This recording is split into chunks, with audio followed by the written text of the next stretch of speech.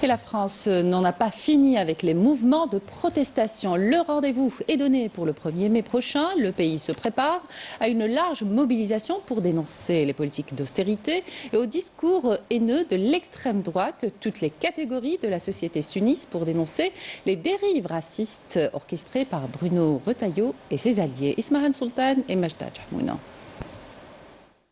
Alors que les figures de l'extrême droite raciste s'emparent du paysage politique en France, avec une crise sociale et économique qui s'aggrave davantage, les rues de plusieurs villes françaises se préparent à une vaste révolte populaire le 1er mai prochain contre le fascisme et le racisme. Rejoignez les organisations syndicales, les associations, les organisations politiques également. En tout cas, voilà, il faut marcher, il faut se lever et dire que nous sommes prêts et nous sommes aussi totalement organisés pour parer à toutes ces politiques qui viennent diviser le pays. On a tous une très bonne raison d'être dans la rue jeudi 1er mai pour la justice sociale, pour l'écologie, pour l'antiracisme, pour la démocratie et nos libertés publiques. C'est une politique de misère qui conduit au chaos, qui conduit à la barbarie. Je suis persuadé que la majorité de la population n'en veut pas.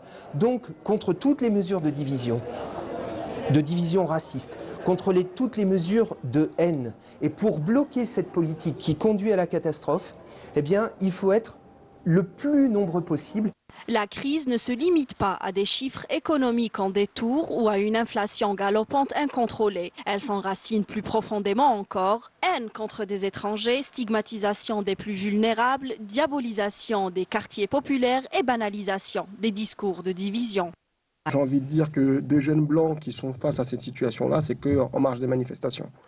Je suis d'accord avec ça. Nous, c'est au quotidien. La droite, aujourd'hui, court trop souvent après l'extrême droite. Et c'est ça qui me gêne profondément. Ce processus qui fait qu'on croit qu'il faut donner des gages à l'extrême droite pour devenir populaire. Une colère nourrie par des dégradations sociales et économiques, notamment par le taux de chômage des jeunes qui ne cesse de grimper. Un repas par jour, c'est ça qu'on donne à un Français.